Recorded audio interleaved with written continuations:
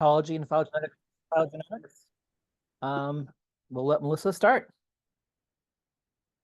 Yeah, thank you. Thank you very much for being here. So I'm a researcher in Argentina, and today I'm going to talk about Liolemus lizards, my favorite system to approach questions in evolutionary biology. So today's talk is going to be based on the ideas I presented in this digest for Evolution journal, where I have reviewed and linked different interesting evolutionary aspects of Liolemus lizards based on decades of research. So my goal with this talk is to show how extraordinary this rapid radiation is, summarize how Liolemus is challenging many conventional principles in our understanding of evolution, and the potential role of hybridization as a driver of Liolemus evolutionary success. All right, so this is the Liolemuridae family. This is the most common and abundant reptile family in Southern South America. Within it, here Liolemus are widely distributed across many different countries, here shown in blue, and with an extraordinary species richness of 290 species, Liolemus is the second most species-rich genus worldwide among all reptiles, mammals, and birds. So along its wide distribution, Liolemus has adapted to many different environments, going from sand, rocks, and also trees, and many more. So I will show you how Liolemus represents an extraordinary radiation, and how it also challenges many conventional principles in our understanding of evolution of lives. In the next slides, I will show examples of species that have conquered extreme environments, one that has undergone unusual changes in reproductive modes, and cases of repeated independent evolution of traits. So regarding extreme environments, and even though Liolemus are ectotherms, this is that they depend on environmental temperatures to thermoregulate, Liolemus species have conquered both extremely hot and cold environments, which is very impressive for an ectotherm. It also includes the solar pitofauna species that is able to reach the southernmost tip of the world, right here in Tierra del Fuego. I also want to show this species, Liolemus trogensai, that we have found literally walking on snow. And this is something that makes herpetologists freak out when I mention it, because these guys are ectotherms. They don't supposed to be walking on snow, but they don't care. And they challenge all the thermoregulation rules. This is another interesting group, the anomalous group. They are very rare, difficult to find. And our team had to spend several field trips to be able to find all and record all 7 species, which live in salt pans.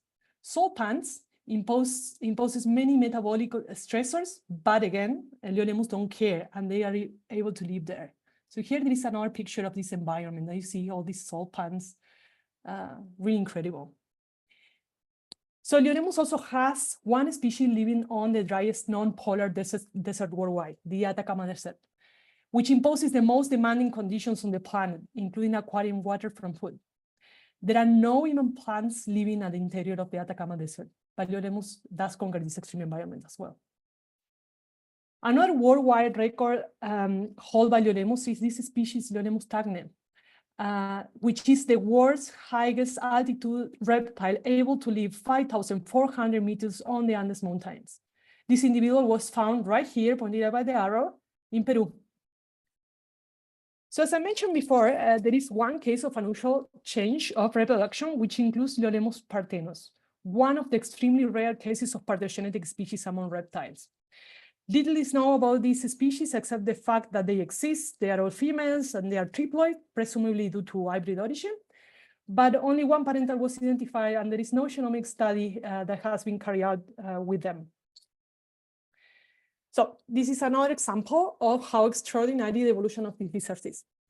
Reptiles are commonly used to study the evolutionary transitions between viviparous and oviparous reproductive modes. This is because mammals are all viviparous, birds are all oviparous, but instead, one of the few groups on which we can study transitions is in reptiles. Yet again, Liolemus shows many independent transitions from viviparous to oviparous during its tree of life. Even more, it also shows reversions from oviparous to viviparous modes. This is something spectacular, as it is believed that once the transition took place, there is no way back. But Liolemus have shown us otherwise again. So one more thing, and I'm almost done with this part. So only 5% of lizards are herbivores. And these species are always with large bodies. They are found in warm environments, and they are able to maintain high body temperatures. And this is because they need long guts, and microbiome needs to be warm to process plant-based diet. These three are the well-known rules of herbivory and are the basis of physiological constraint that explain the paucity of herbivorous observed in reptile species. However, the Liolemnidae family has the highest prevalence of herbivorous species among all reptiles, with 20% of herbivorous species, which, by the way, have evolved 65 times faster than other lizards. So the most interesting part is that they break all the three rules that I just mentioned before, with a small body and cold-adapted species becoming herbivore multiple times in its tree of life, and also showing reversion to ancestral states. So this is the title of the paper, the first paper reporting how Liolemus was breaking the ecophysiological rules of reptilian herbivory. So at this point, hopefully I have convinced you that this is an extraordinary group and how exciting it is to address questions in evolutionary biology. But I will also make one extra point. Here on the left is the tree of life of Anolis. And this is a very well-known textbook example of one of the most impressive adaptive radiations on Earth, which is probably known by any evolutionary biologist. So with 439 species, Anolis is the species-rich most genus worldwide. And as I say already, Liolemus is the second one. But if we compare the time taken from both to produce this diversity, so there is 55 million years for Anolis and 20 million years for the case of Liolemus. Liolemus is actually diversifying 2 times faster than this textbook example of adaptive radiation, Anolis. Thus, Liolemus is not just a rule breaker, but it also does it super fast. And with that, so one of the central questions in my research line is what drives such extraordinary rapid radiation in Liolemus? And one line of evidence of Liolemus' evolutionary success is given by molecular studies. So since the first genetic studies in Liolemus, this word here, introgression, reporting hybridization between species pair has been mentioned. But back then it was a single mitochondrial marker and it was hard to tell. And however, with more time, many more articles were published based on multiple genes, pointing out that hybridization seemed to be a common phenomenon in these lizards. So I want to show you this example based on my very first paper published ever. I apologize for the poor figures, but this is just based on my undergraduate thesis. So, but this is an example that I like a lot because these two here, Liolemus gracilis and Liolemus vibroni, they are not sister lineages. They have been separated for several million years, but I still found strong evidence to prove the very first case of hybridization between Liolemus species. And something very nice is that we also found that the morphology of the iris is affected with an intermediate phenotype to both parental species. So now with genomics, we were able to prove many more cases of hybridization in Liolemus. So this is a RISIC dataset based on more than 100 individual samples in a very large area in Patagonia during more than 20 years of field work. Evidence showed extensive recent hybridization among the different species, as well as during their evolution based on novel methods in phylogenetic networks here, with current and past gene flow detected in the tree of life. So this is another example, also incorporating genomics based on 4 species distributed across this latitudinal gradient with a very nice pattern of connection of gene flow between the different species. And this is also seen not only genes, but also associated with changes in melanism here in dorsal part of these lizards and ventral part of these lizards as well. So it was a very nice title for a paper mentioning 4 species linked by 3 hybrid zones.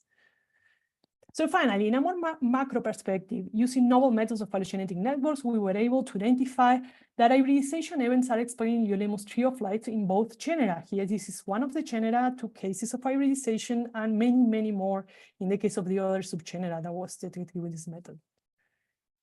So at this point, we have identified very well the different hybrid zones across Patagonia.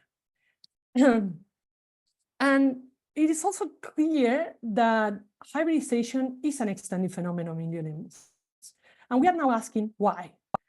And unfortunately, the truth is that we still don't know. And this is because so far we only included datasets such as RAD-seq, which are great and enough to find the hybrid zones, but we cannot address an important question of what hybridization is doing to Leulemus evolution.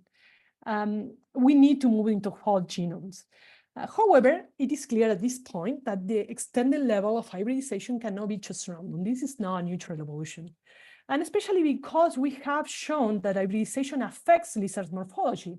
And one more thing in this map that I showed you before, detecting the different hybrid zones, here on the right in this recent study, they have reported that this area is actually linked with an increased speciation rate and a reduced extinction rate.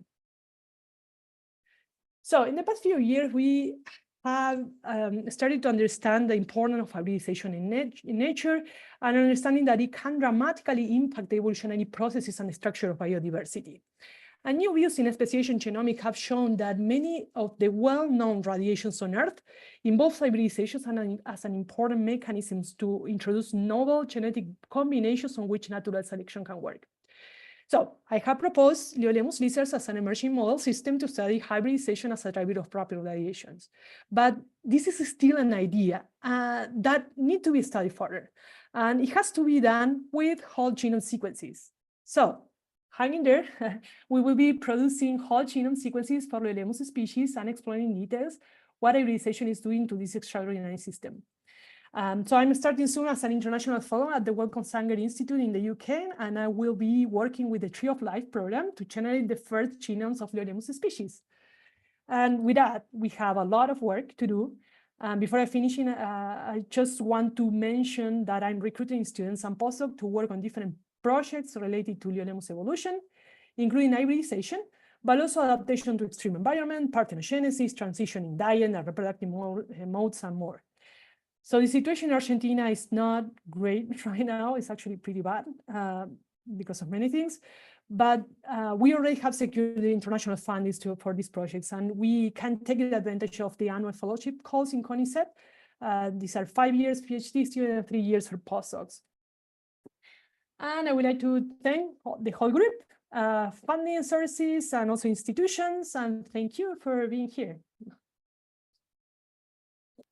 Excellent talk. Thank you. We have a few minutes for questions. So if you want to raise your hand and unmute or put a question in the chat. While we're waiting, so you're getting genomic data. What other sources of data are you curious about for these lizards? Like, you want to look at more like behavioral data or displays or? Yeah, so if we can, so besides genomics, it would be great to also have some behavioral data in the hybrid zones, for example, to see how sexual selection is happening and what how we can explain what is driving the different hybrids, and that would be great as well. Yeah. Cool. Omar, you have a question.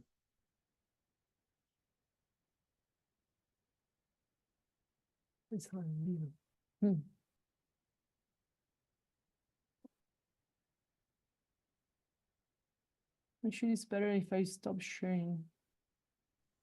You can unmute.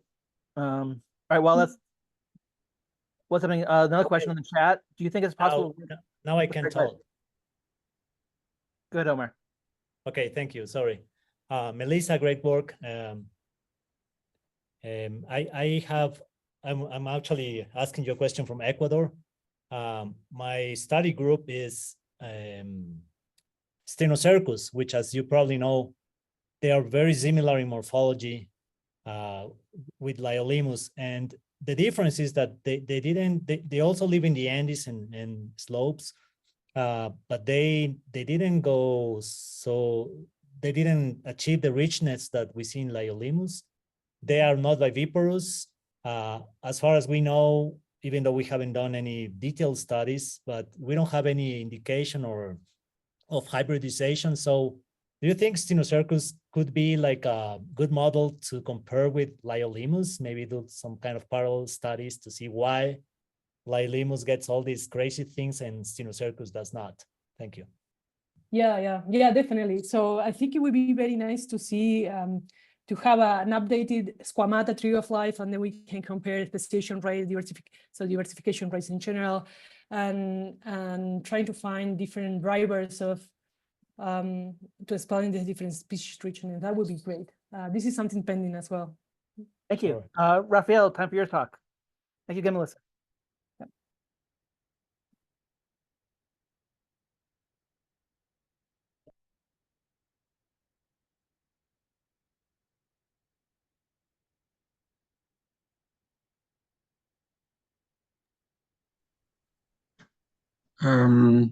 Hello, everyone. I don't know if you can hear me. Yep. Okay. Hello, my name is Raphaël Fougeret. I'm a PhD student in French Guiana at CNRS and under the supervision of Melanie McClure.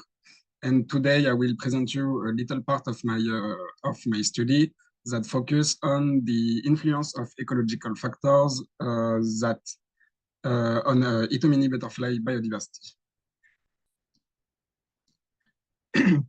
Species diversity and community assemblage are generally thought to be the result of the synergistic interaction between phylogenetic history and neutral processes such as migration and stochastic drift, habitat filtering and abiotic factors that can limit poorly adapted species, and biotic interactions such as predation, competition, or mutualism that can have positive or negative effects on the survival of individuals and the establishment of communities.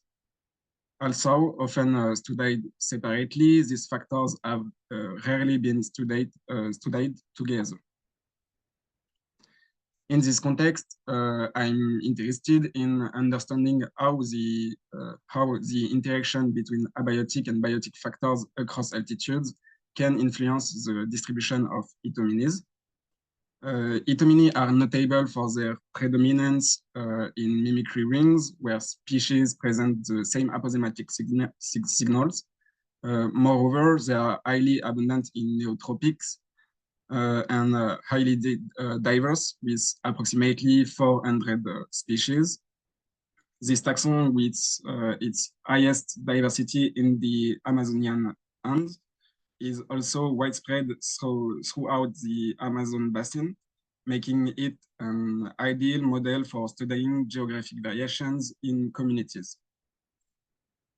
Our research was conducted in Peru and French Guiana with a distribution of sites according to 3 altitude classes with low, mid, and high in order to better observe variations in communities and ecological factors. The choice of 2 different countries far apart allows for the study of parallel mechanisms where species have different phylogenetic histories. The Peruvian Andes as the origin area of Itomini and French Guiana as a colonized area. Since Itomini originate from the Andes, we should find more species diversity and more mimicry rings in Peru than in French Guiana, but particularly due to evolutionary time. This can highlight the importance of considering phylogenetic history and neutral processes in the study of communities. In correlation with altitude, we should observe differences in mimicry and species communities, as well as variations in diversity. These differences induced by habitat filtering could also be correlated with variations in temperature or precipitation, 2 factors that can be limiting for Itomini. We should also observe an increase in predation in altitude classes with lower mimicry diversity linked to positive frequency dependent selection and counter selection of rare or new species. Finally, host plant diversity as a proxy for larval competition should be positively correlated with Itomini diversity, indicating an important role of competition in structuring community. To compare these communities, we realized standardized sampling on each site.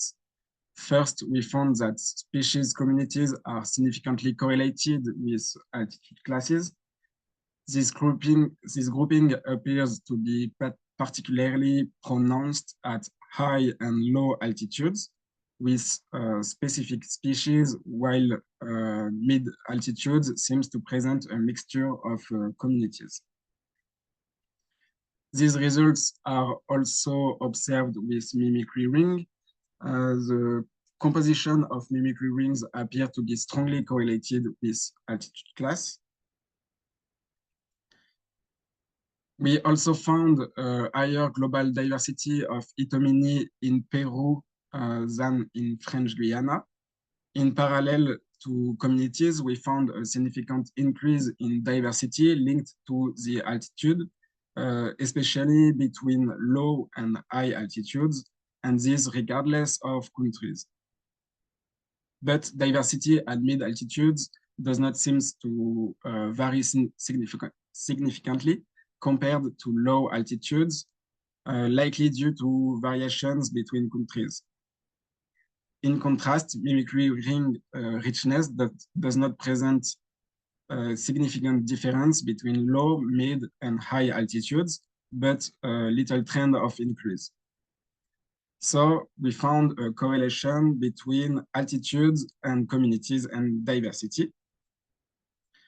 We also noticed temperature variations based on altitude with an average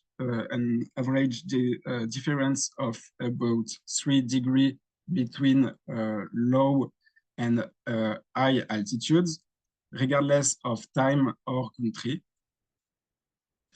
Moreover, we found a strong correlation between the daily average temperature in brown and the annual average temperature in yellow. Temperatures show a decrease along altitude. There is also a significant decrease in precipitation in blue along the altitude. These climatic factors negatively correlated to altitude seems to play a role in Itomini distribution and diversity. To measure predation rates, we placed 200 clay models at each site during 3 days. We used models of palatable butterflies common across all zones to measure generalist bird predation. We didn't find a significant difference in predation rates based on altitude class, but there was a slight trend of increasing predation along the altitude. However, there seems to be a positive correlation between species richness and predation rates. We have found more predation pressure where species was more abundant. Moreover, we found the same result with mimicry ring richness. We have found more different mimicry rings in highly predated zones. Finally, when we look for the number of species by mimicry rings, we found that they are more numerous in areas showing high predation rates, suggesting then a greater convergence in mimicry with increasing predation pressure. In French Guiana, comparing the resource presence data of Itomini by altitude class, we see a decrease in host plant species richness with altitude, since for an equal abundance, we found almost 18 fewer species at high altitude than at low altitude. This decrease in host plant richness, in contradiction with the increase in Itomini richness, shows that competition does not decrease diversity for Itomini. So we found higher diversity in Peru where Itomini take their origin, indicating a potentially important role of phylogenetic history and natural processes in species richness. We showed that both mimicry communities and species communities are linked to altitude class. Additionally, we observe an increase in Itomini species richness with altitude and a similar trend in mimicry richness that seem to correlate with decreasing temperature and precipitation. These two factors could therefore be limiting for certain species and affect their distributions. Our data on biotic factors show interesting correlations. First, the predation, showing a slight increasing trend with altitude, is more strongly correlated with mimicry interactions. Indeed, we find an increase in the number of mimicry rings and the number of species per ring in highly predated areas. Finally, the decrease in host plant diversity as a proxy for increased competition correlated with decreasing temperature and precipitation does not appear to influence Itomini diversity. To continue this study, I plan to integrate phylogeny to account for the impacts of different factors in community structuring. Since Itomini are toxic aposematic butterflies, the next phase of my PhD will focus on the toxic adaptation of species in response to various factors. Thank you for your attention. Great, thank you. It was awesome. Do folks have questions? Again, raise your hand or enter in the chat. And let me start you off. So since you found mimicry rings aggregate by habit by elevation, with climate change, do you think they'll be forming new rings or old rings will just move uphill? I'm sorry, can you repeat a little yeah, bit? my apologies. So with climate change, the butterflies will move uphill where it's cooler. Will mimicry rings also move uphill together, or do you expect to see new mimicry rings form? In my study, the mimicry ring, in other study, mimicry rings appears to be correlated with climatic evolution. So maybe it will be a change in the mimicry with elevation of temperature. But predation is the more important factors for mimicry. Other questions folks have? Do the predators expand across the entire elevational range, or do predators also tend to be in elevational bands? I'm sorry, I don't understand. Sorry. So the predators of the butterflies, do the low elevation predators also hunt them at high elevation, or are they different predator suites? The range of birds are more important of Itomini. So we suspect that some birds can be in all the elevational range that we test, but there is other predators like arachnids can vary along the altitude class. Okay, great. Quick question from Christopher Moore. Is there an effect of the amount of habitat area across the elevational groups?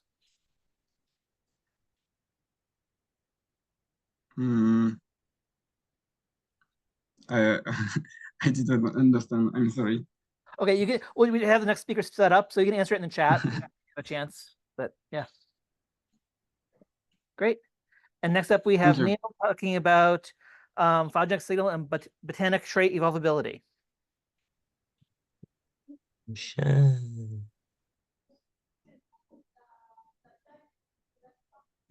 Oh, no, that's the wrong one. How do I change share? Sorry, my Zoom is going very slowly. There we go. That's the right one. Right. Sorry about that. Well, Good evening, everyone, or afternoon if you're on the other side of the Atlantic. I'm Neil Brocklehurst. I've worked on mammal evolution in a past life, and I've now sold out to the agricultural industry and study herbicide resistance. So weeds are a major problem in agricultural settings. A bad weed infestation can lead to more than 30% yield loss. Herbicides provide a means of control, but they also provide a selection pressure towards herbicide resistance, which renders your mode of control ineffective. Resistance is an ever-increasing problem in agricultural settings. Cases have been steadily increasing since the 1970s and are showing no signs of slowing down. And the number of species that have been recorded evolving resistance to different modes of action of herbicides are also increasing. Now, because of the problem that herbicide resistance poses to food security and economics, there's been a lot of effort put into trying to predict when, where, and in what situations herbicide resistance is most likely to evolve in the future. And an important aspect of that is which plant species are most likely to evolve herbicide resistance. The number of cases recorded in different species and in different families varies quite considerably. Now, a certain amount of that is going to be due to which species are most often exposed to herbicides, which are the common weed species in different agricultural settings. But there are also weed species that are just better at evolving resistance than others, whether due to reproductive traits, metabolic traits. They are better able to make the changes that need to their metabolism that give them resistance to the herbicides. So getting a handle on that would be extremely useful for predicting herbicide resistance in the future. Now, as I mentioned, there's various traits that have been correlated to the tendency to evolve herbicide resistance or have been suggested to correlate. But another avenue for predicting tendency to evolve herbicide resistance is the phylogeny.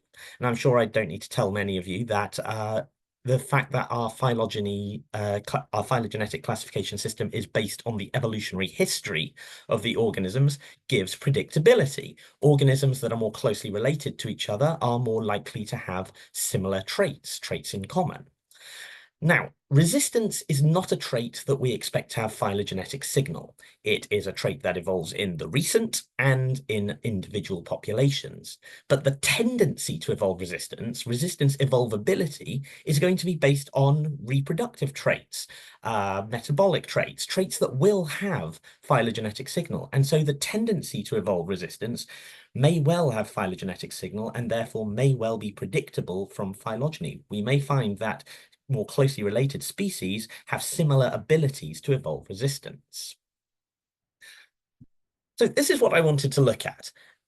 In particular with reference to weed species that are becoming more common, that haven't in the past been exposed to herbicides, but are now becoming problematic and may well be exposed to them in the future. Can we predict which of them are most likely to evolve resistance? Can we identify traits that we can use to predict which of them have the highest resistance evolvability? Does resistance evolvability have a phylogenetic signal? And so can phylogeny be used to predict it? Now, I've talked a lot about resistance evolvability, but in order to actually carry out studies into that, this has to be quantified. I actually need to have a number for each species that represents that species' resistance evolvability. And to that end, I've turned to the International Herbicide Resistant Weed Database. This is a public database that gives global cases of resistance. It gives details on the species in which resistance has evolved. It gives details on the locations of cases and the herbicides to which they're resistant to, and the cropping situations in which they're found. It's a user-updated database, so a scientist has to actually find a case of resistance, either in their own research or in the literature, and take the time to upload that data to the website. It will then go through some quality control to make sure it's a robust case before being released into the public to be downloaded along with all the other cases that actually go back to the 1950s. Because it's user updated, it isn't entirely complete. There are gaps, but it is a reasonably comprehensive database that gives a large amount of information in a consistent and cohesive form. So it's perfect for sort of data science approaches to studying resistance. And so from this data, I've extracted two proxies that hopefully represent some aspect of resistance evolvability for each species. So the first is simply the number of resistance cases recorded for a species, but including some sampling correction methods to account for the fact that in some countries there's more effort put into looking for herbicide resistance. And the next is an attempt to quantify how rapidly a plant species evolves resistance. So I look at the herbicides to which resistance has evolved in that species, and I calculate the amount of time between that herbicide being released until the first case of resistance in that species. So those are my proxies. Here they are mapped on a phylogeny of different weed species with hot colors representing high resistance potential and cold colors representing low resistance potential. And now let's actually do some analyses of whether traits correlate with resistance evolvability. So here's a sampling of traits that have been suggested to influence whether a species is likely to evolve resistance. It's not a complete list. This is one that I was able to get data for most of my species for. We have reproductive traits like pollination mode and self-compatibility. These will influence how rapidly resistance will spread geographically. Traits like reproductive longevity and growth habit influence the amount of time between generations and therefore how rapid evolutionary rates are likely to be. Genome size is a trait that has been linked to evolvability in general, and the precise nature of that link is not entirely clear, but it's just generally been noted that species with larger genomes tend to evolve more rapidly. And I put aquatic lifestyle in there as a bit of a wild card. If aquatic lifestyle does link to resistance, it's not because it gives more resistance evolvability, rather it's because patterns of herbicide use are different in aquatic systems. There is less herbicide use, and there is a smaller range of herbicides that are suitable for use in aquatic systems. So that's more a representation of how patterns of herbicide use might affect tendency to evolve resistance. So using phylogenetic generalized least squares to correlate these traits with my resistance evolvability proxies in various combinations of univariate and multivariate models, using the Ecology weights to judge which are the best fitting models, we find the best supported model is aquatic lifestyle versus resistance evolvability. So the wildcard, the one that represents herbicide use rather than any intrinsic resistance evolvability of the plant. The support is not overwhelming, though. Almost the same amount of support is given to an aquatic lifestyle and pollination mode being the traits that influence resistance evolvability.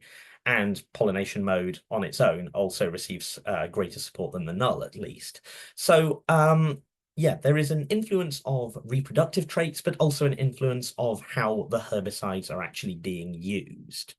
Aquatic species tend to have fewer cases of resistance, and there's a slightly more rapid evolution of resistance in self-pollinated species relative to wind or animal-pollinated species.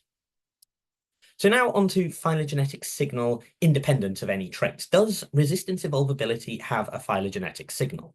Well, according to Pagel's lambda, yes, both these proxies have significant phylogenetic signal. Both of them fit the expectations of a Brownian motion model better than a white noise model. So in theory, phylogeny can be used to predict whether a species is likely to have high or low resistance evolvability. So how do we leverage that? So I tested a few methods for predicting resistance evolvability. The ones that perform best are machine learning methods. So machine learning, you have a variable of interest and you have various predictor variables that in some way relate to it. You throw them together in a model and then use that model to make predictions about your trait of interest in other species. So in this case, our variable of interest is the resistance evolvability of each species.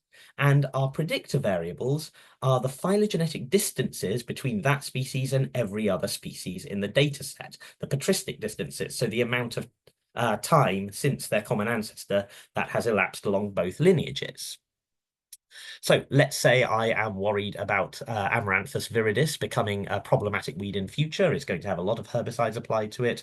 Is it likely to evolve resistance? I find its patristic distance from all the other species in my data set, put that through a model, and I get an estimate of its resistance evolvability. So let's validate this approach using a method called k-fold cross-validation that's quite widely used in machine learning. What you do is you take your data set, you remove a subset of the species, you create a model based on the remaining data, and you then put your removed subset back into your model to see how well the predictions of resistance evolvability line up with what we actually observe. And you can do this for combinations until you get a predicted value for all species. So this is my correlation between observed on the x-axis and predicted on the y-axis for both of my proxies. And as correlations go, I'm going to say that's pretty good. There's outliers and mistakes, as would be expected, but the vast majority of species line up quite nicely along the one-to-one prediction.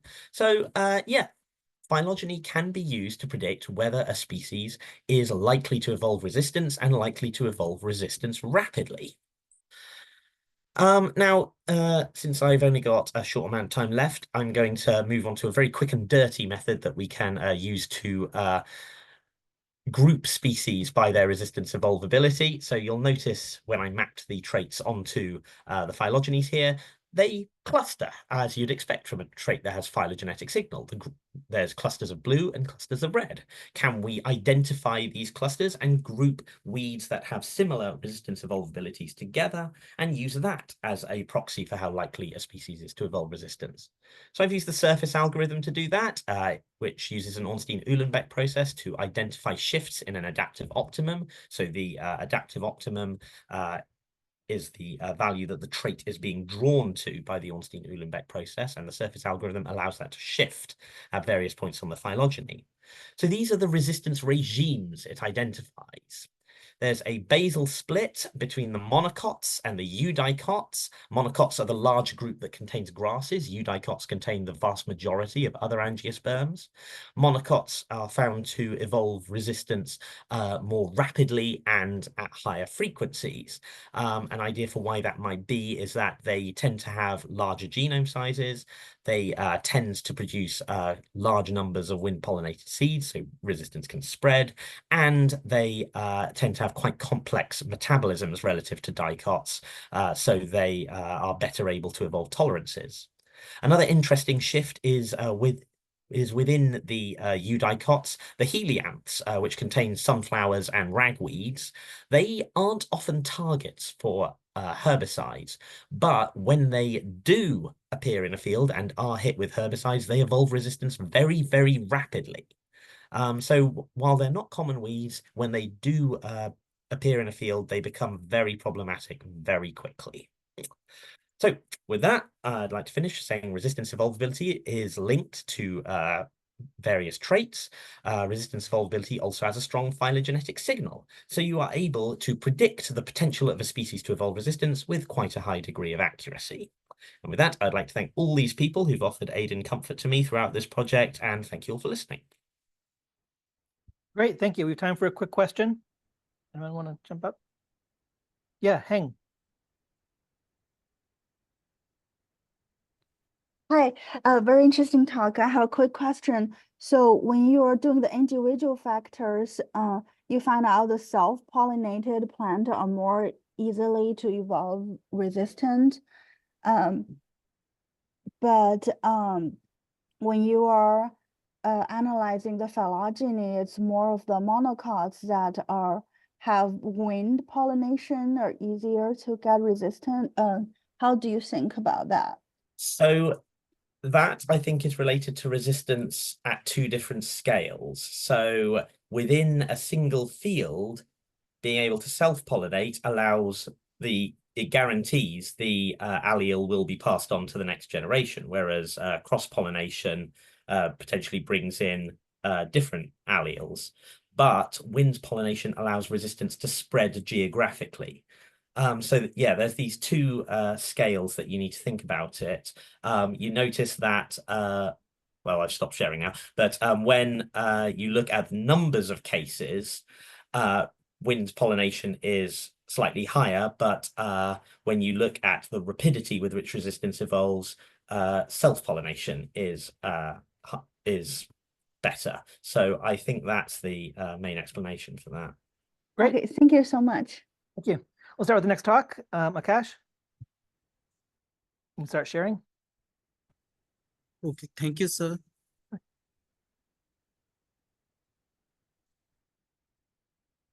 Share.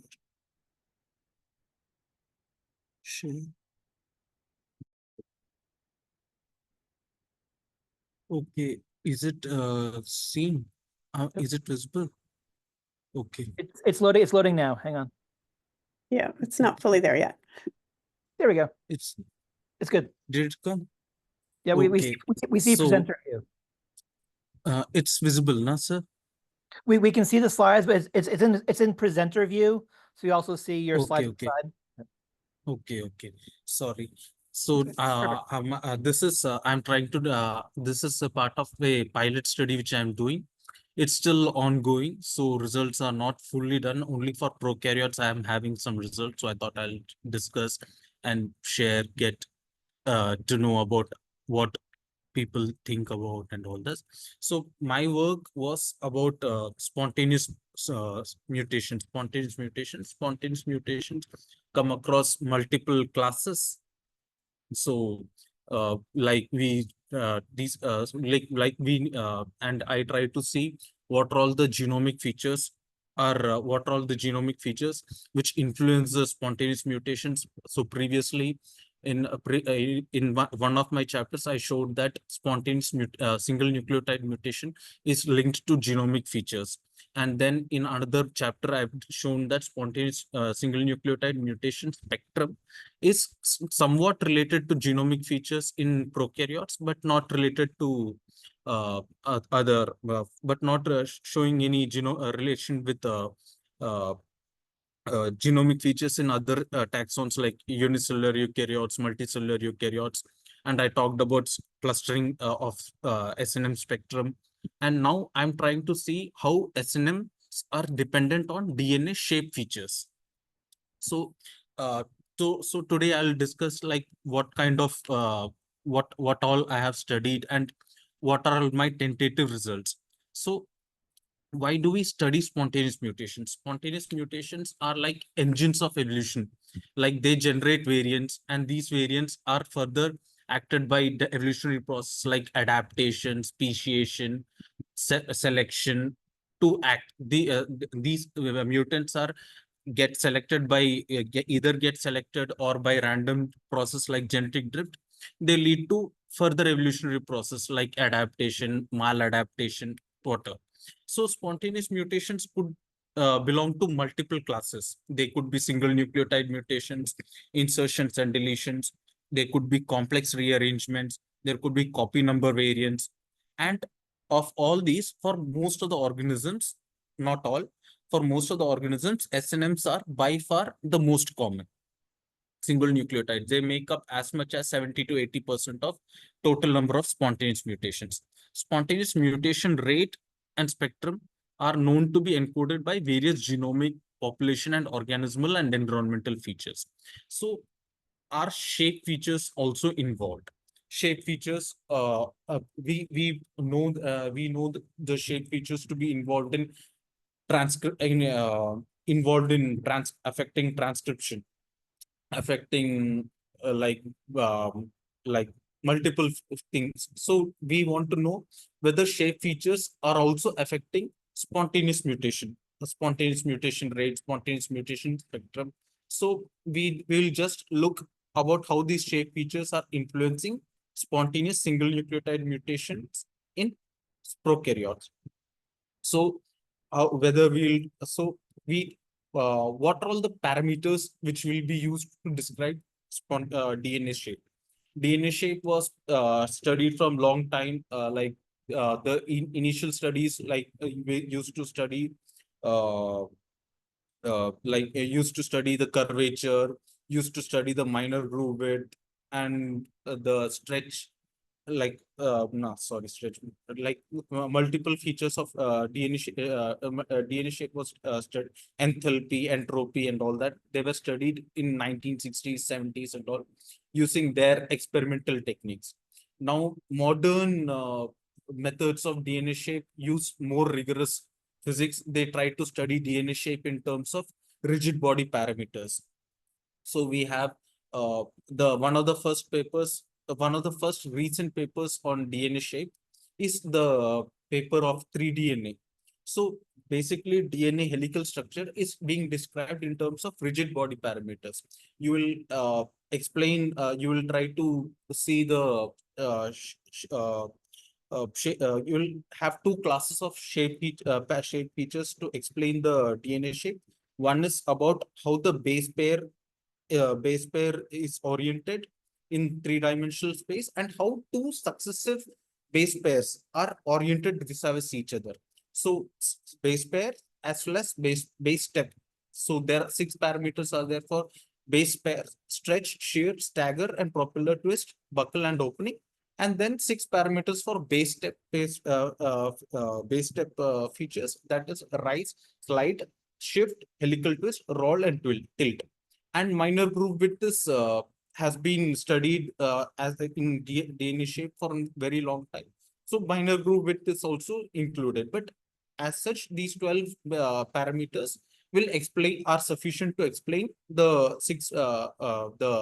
base shape features of DNA at any to give a full atomistic description of DNA shape features of any local helical part. So how various groups have studied DNA shape. So some groups have studied by trying to go for a Monte Carlo simulation of shape features, like they multiple times they sampled, and then they tried to see the shape features. That approach was taken by Zhu et al. In 2013, and that tool is DNA shape.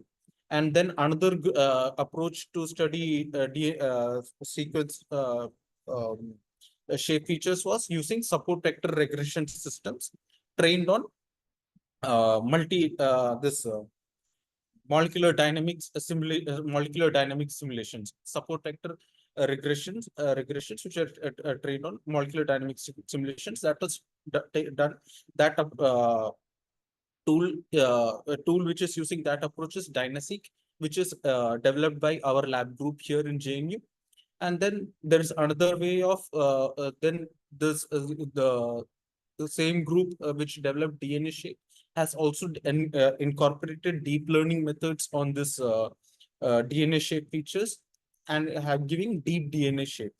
And then there is another way to, there's a very simplistic way to study shape features, is that you simply summate the scales. So there are literature has given a lot of shape features corresponding to every possible combination of dinucleotide, trinucleotide, tetranucleotide. These can be summated, and these also give local DNA shapes. So these are 4 possible methods to study DNA shape information. So to study, I'll have 2 questions to ask. So how shape is influencing is the propensity of sequence to mutate, and how shape is influencing the how SNM in turn is influencing the shape features at the site of mutation. So for trying to answer the first question, I'll use an expanding window approach. I'll try to see the mutation at the site of the sequence. What the 1 nucleotide is the site of mutation, 3 nucleotide, 5 nucleotide, 11 nucleotide, 21 nucleotide, 51 nucleotide, 101, and 201 nucleotide. And then these shape features is compared with the genomic background. And then comparing as for the effect of SNM on the shape feature on the shape at the local site, that is simply comparing pre-mutated versus post-mutated. I compare the k-mers, find pentamer, and then see the shape features difference. That will give me the answer of the second question. So this is the this corresponds to the prokaryotes I've studied. So prokaryotes, in my data set had a lot of prokaryotes, some very simplistic simple prokaryotes like Nasuya, which has very reduced genome size, to larger prokaryotes like prokaryotes with larger genome size like Burkholderia and Escherichia and all, with prokaryotes with comparatively larger genomes of 6 MB, 7 MB, like that, so on. And this Nasuya has very small genome. I'm not remembering, very small, maybe 1 MB or 2 MB, maybe, or even lesser than that. So, like previously, we noted that for prokaryotes, S&M rates as well as S&M spectrum were related with genomic features. We saw the relationship with genome size, we saw with genome GC, repeat fraction, so on, genomic complexity, so on. We'll now explore how it is working with shape features. So, among the shape features studied, only some shape features show relationship with S&M rates. So we can see that shape the um, the like we can see that for prokaryotes, minor groove, the genomic background minor groove width is inversely related with the mutation rate. The while helical twist is showing significantly positive correlation with S&M rate, and the propeller twist also shows negative correlation with S&M rates, like as minor groove width. So we see that some shape features are correlated with S&M rates, but S&M spectrum seems to be independent of these shape features. Even the other shape features don't show correlation. Even the shape features which are showing correlation previously also don't show any correlation with S&M spectrum. S&M spectrum, there are multiple parameters. There are two parameters when we talk about S&M spectrum. We characterize, there are two summary parameters. One is AT bias and another is TS by T, transition by transversion ratio. AT bias is the number of S&Ms which go in the direction from GC to AT divided by the number of S&Ms going in reverse direction, AT to GC. Generally, mutations, single nucleotide mutations, tend to be AT biased. So we are not seeing any relationship between shape features and S&M spectrum. S&M spectrum. So we are seeing relation with rate, but not with spectrum. And then we also see that S&Ms have some of S&Ms are influencing some of the shape features, whereas they are not influencing many other shape features. The shape features which are influenced by mutation rate are like are minor groove width and roll, and they even twist and even twist and curvature. We can see an increase in post SNM. We see an increase in minor groove width and roll at the local site of mutation, and we see a decrease in twist values, and we see a decrease in curvature values. So we can see tentatively we are seeing good dependent leads to explore shape dependence of spontaneous mutation rates and DNA shape features. Shape features of genomic, I have not shown, not been able to show all the things. It will look very haphazard and it would also become boring. Summary which I could see for prokaryotes is that shape features of genomic background, as well as I was previously talking about the expanding windows here. So expanding windows, I'm able to see for shape features are predicting for not only genomic background, even for proximate and distal sites of SNMs are also good predictors of SNM rates in prokaryotes. SNM spectrum is not tentatively showing as dependence on DNA shape as much as SNM rates. as much as SNM rates.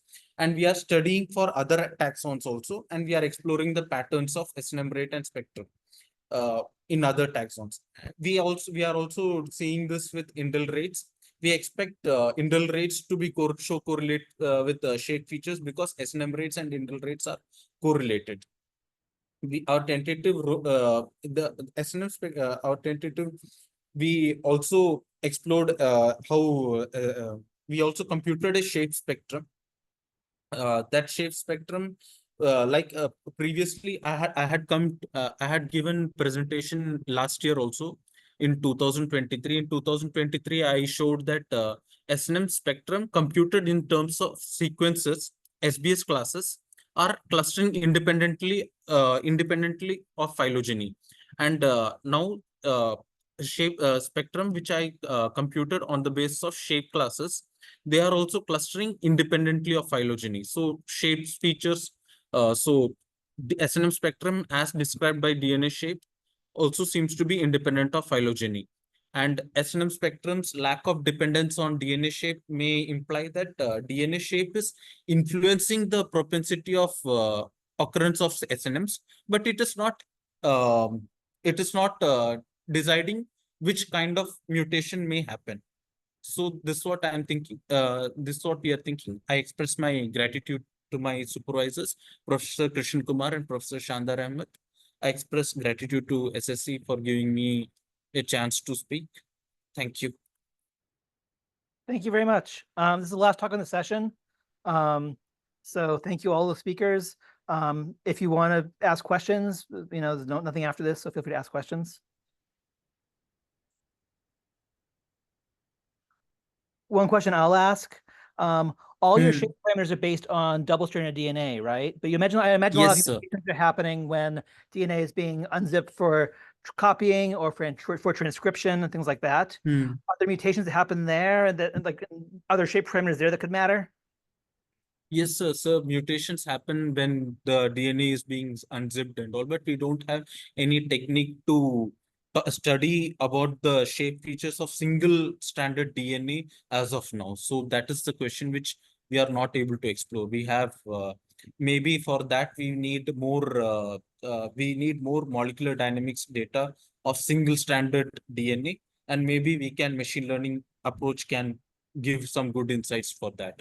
That's a good question to explore. Great. Thank you. Any other questions? All right. Well, thank you all the speakers. Yes, sir. Thank you, sir. Thank you. Thanks, Brian, for moderating. Thank you, ma'am. Thanks, everyone.